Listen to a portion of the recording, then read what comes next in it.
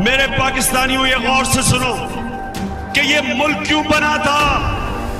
علامہ اقبال انہوں نے کیوں ایک خواب دی تھی ہمیں پاکستان کی. کیا مطلب تھا اس ملک کا؟ مسلمانوں کے حقوق کی تحفظ کیسے کیا جائے گا؟ ملک بنایا تھا کہ پاکستان کا مطلب کیا؟ لا الہ الا اللہ.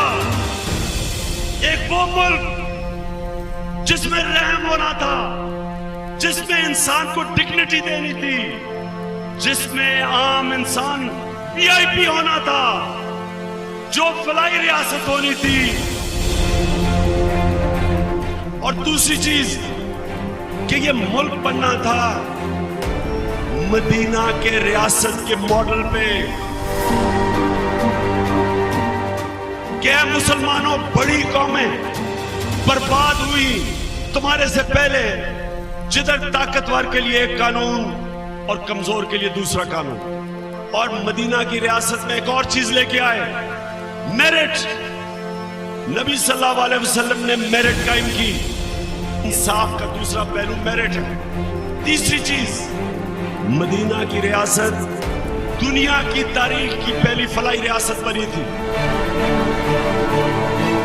کبھی آج تک ہمارے معاشرے نے پوچھا ہے کہ کیوں نہیں دینی مدرسے سے کے بچوں, کیوں نہیں وہ ڈاکٹر بنتے, انجینئر بنتے, جنرل بنتے, کیوں نہیں بنتے؟ کبھی ہم نے پرواہ کیا ہے کہ دینی مدرسے کے بچے بھی ہمارے بچے ہیں, یہ کہیں اور سے تو نہیں آئے, یہ ہمارے بچے ہیں. کیوں نہیں آج تک ہم نے ان کی فکر کی؟ بسم اللہ الرحمن الرحیم. خواتین حضرات, میں ہوں عمران ادیب اور آپ دیکھ رہے ہیں اپنا favourite YouTube channel Expose World. ناظرین کرام, مسلمانوں نے جب اندلس کا آخری شہر مریدہ فتح کیا تو ہر میدان میں اپنی ذہانت, شجاعت اور تدبیر سے مسلمانوں کو شدید نقصان پہنچانے والا صلیبی سپاہ سالار تھیوڈ, جسے ہندی اور اردو مورخین نے تدمیر بھی لکھا ہے, اس نے شہر کی چابیاں موسیٰ بن نصیر کے ہاتھ پر رکھ کر کہا کہ آپ کے اخلاق, کردار اور بہادری نے مجھے بہت متاثر کیا ہے. اب آپ اس عظیم الشان شہر کے والی ہیں اور اس شہر کے محل آپ کا انتظار کر رہے ہیں. ناظرین کا موسیٰ بن نصیر نے پوچھا کہ شہر کے لوگ کس حالت میں ہیں؟ تدمیر نے بتایا کہ حضور اکثریت غربت سے دوچار ہے, اس کے علاوہ بیماریاں بھی غلبہ حاصل کر رہی ہیں.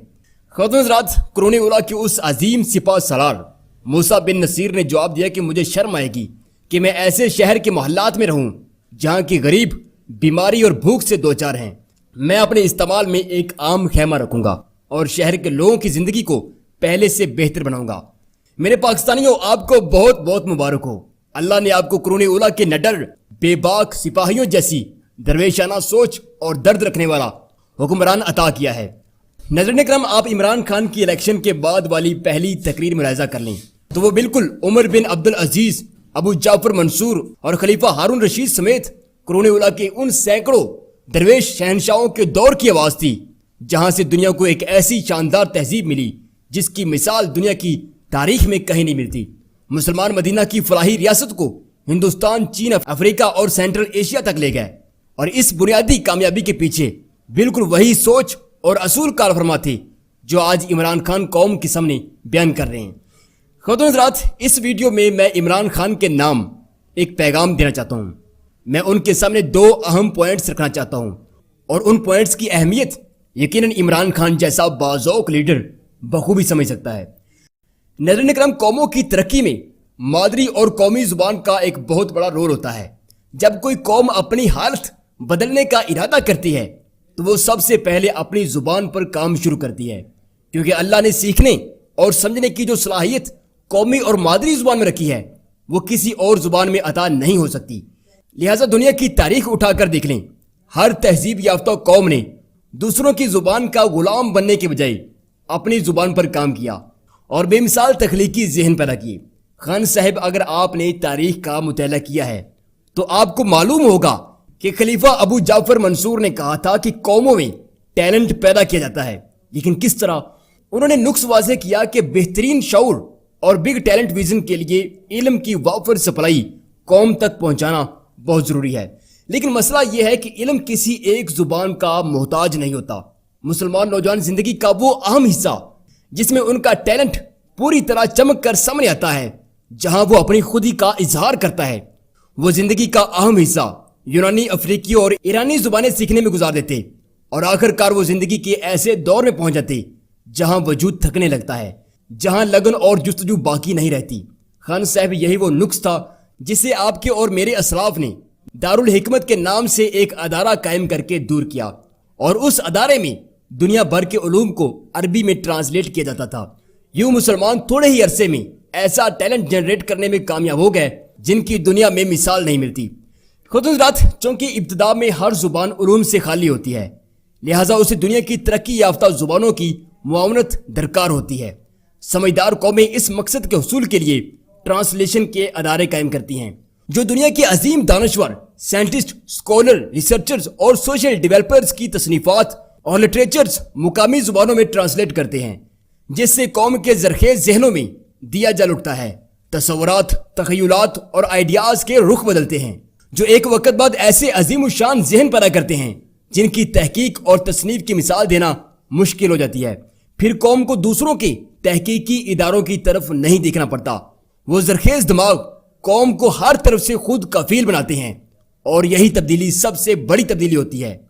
ناظرین اکرام، آج ہم مثال تو دیتے ہیں کہ چین نے کون سی انگلش پڑھ کر ترقی حاصل کی ہے، یا روس اور جاپان نے کون سی چائنیز پڑھ کر ترقی حاصل کی ہے. سب اپنی اپنی زبان میں آگے جا رہے ہیں، لیکن ہمیں یہ نہیں معلوم کہ دنیا کی ہر ترقی یافتہ قوم کے پیچھے ٹرانسلیشن کے ادارے کھڑے ہوتے ہیں. آج اگر یورپ کا مصنف کتاب لکھتا ہے تو اگلے ہفتے وہ کتاب چائنیز میں ٹرانسلیٹ ہو کر چین کی گلی گلی میں بک رہی ہوتی ہے. اسی طرح اگر چین اپنے چینل پر کوئی تحقیقی ڈاکومنٹری پیش کرتا ہے تو وہ ٹھیک کچھ گھنٹے بعد برٹش زبانوں میں ٹرانسلیٹ ہو کر پورے یورپ میں چل رہی ہوتی ہے. ناظرین اکرام، اسی طرح یورپ کی ترقی کے پیچھے بھی ٹرانسلیشن کے ادارے موجود تھے جنہوں نے قرون اولیٰ کے مسلمانوں کی تحقیق کو برٹش زبانوں میں ٹرانسلیٹ کیا اور ایک شاندار تہذیب کی بنیاد رکھی.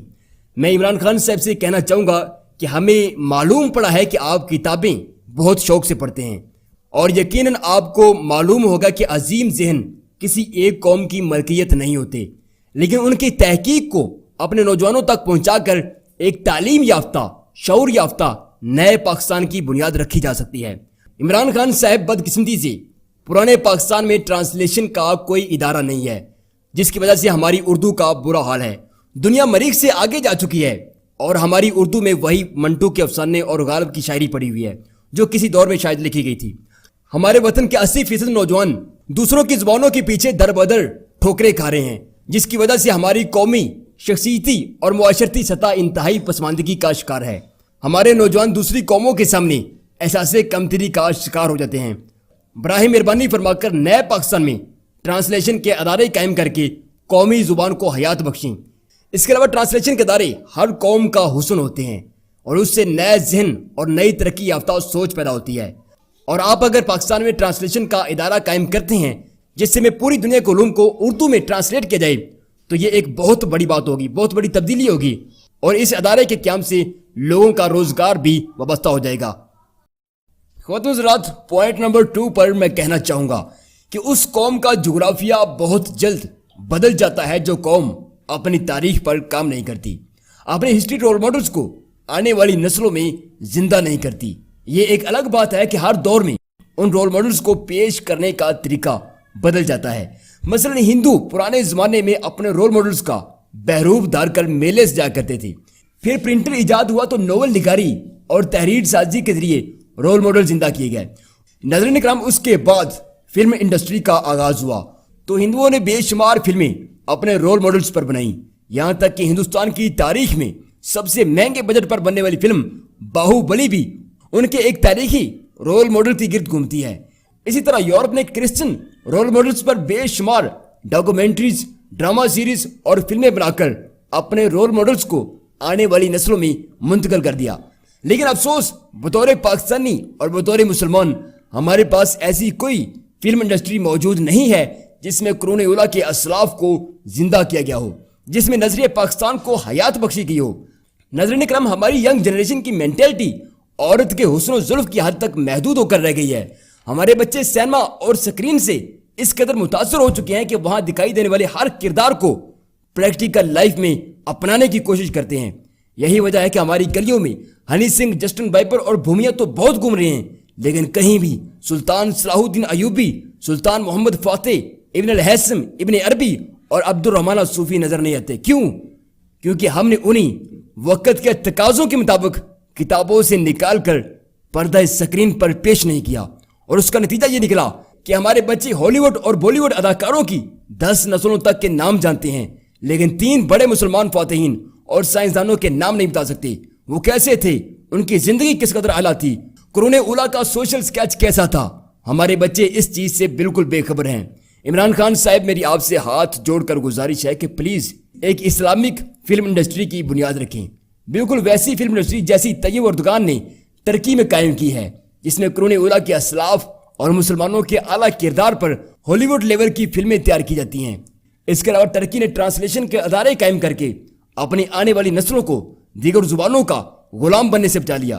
ترکی کے نوجوان تمام علوم قومی زبان میں حاصل کرتے ہیں، جس سے ہر چیز کا خاکہ، اہمیت اور افادیت ان کے سامنے واضح ہوتی چلی جاتی ہے. یہ ان کے بچے ہمارے بچوں کی طرح تعلیم سے بھاگتے نہیں ہیں، ان کا ٹیلنٹ پہلے سے کہیں زیادہ معیاری بن کر ابھرتا ہے. عمران خان صاحب، میں آخر میں صرف اتنا کہنا چاہوں گا کہ اگر آپ حقیقتاً مدینہ کی ریاست چاہتے ہیں تو آپ کو علوم سازی اور ذہن سازی کے لیے یہ 2 کام ضرور کرنا ہوگے. پہلا، ٹرانسلیشن کا ادارہ قائم کرنا ہوگا، اور دوسرا، اسلامک فلم انڈسٹری کی بنیاد رکھنا ہوگی. ورنہ آپ کی سٹرگل سے ایک مالدار سپر پاور پاکستان تو بن سکتا ہے، لیکن روحانی اور مذہبی بنیادوں سے بھرپور غزوہ ہند کے لیے تیار پاکستان کبھی نہیں بن سکتا. میں امید کرتا ہوں کہ آپ پاکستان کو قرون اولیٰ کا دیش، قرون اولیٰ کی نگری ضرور بنائیں گے اور ہماری تجویز پر غور بھی کریں گے. آپ کے لیے دعا گو قرون اولیٰ کا سپاہی، اسلاف کا بیٹا، محمد عمران ادیب. ناظرین اکرام، اگر آپ کو یہ ویڈیو پسند آئی ہے تو اس پر لائک کیجئے، کمنٹ کیجئے اور اس ویڈیو کو شیئر کر کے وائرل ضرور کیجئے. اپنا اور اپنے پیاروں کا ڈھیر سارا خیال